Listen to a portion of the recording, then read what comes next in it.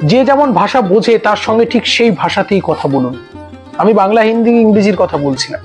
কিছু মানুষ আছে নরম, হৃদয় অত্যন্ত নরম, তাদের সঙ্গে ওইভাবেই, তাদের সঙ্গে কখনো গরম দেখাবেন না, জোর করে কথা বলবেন না, এটা কিন্তু ঈশ্বর আপনার উপর দণ্ড দেবেন।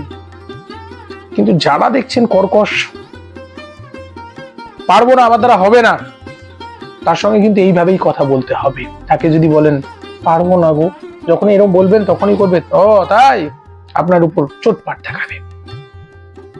আজকের জগৎটাই এইরকম, আপনি নরম হলেই আপনার উপর গরম দেখানো শুরু হবে।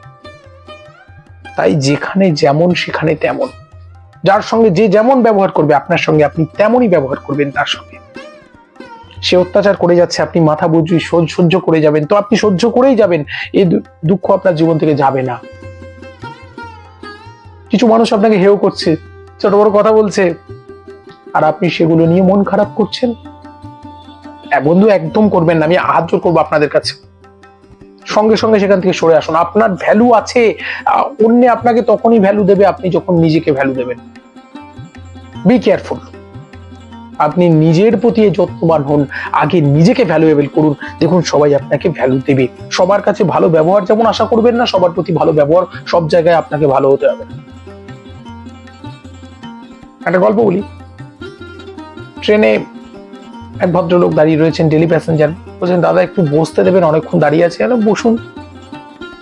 আমি অনেক কষ্টে শিষ্টে চেপে কোনো রকমে বসলাম, তারপর দেখলাম বসা যাচ্ছে না, উঠে দাঁড়িয়ে পড়লাম। আচ্ছা দাদা আপনি বসুন, অসুবিধা নেই। কত দূর যাবেন বললে 3টে স্টেশন এলাম, তারপর আপনি উঠলে আমি তার উপর বসবো। ভদ্রলোক বসে যাচ্ছেন 3 নম্বর স্টেশনের কাছাকাছি যখন এলেন, তখন তার পরিচিত একজন ট্রেনে উঠেছেন, তাকে তাড়াতাড়ি ডাকছেন, এই শোন এখানে এখানে এখানে, ফট করে তাকে বসিয়ে দিয়ে নিজে উঠে চলে গেলেন। তাহলে আমার মনে হলো যে ভদ্রতা করাটা উচিত হয়নি। এইরকম ব্যাপার, আপনি আজকে জগৎটাই এইরকম।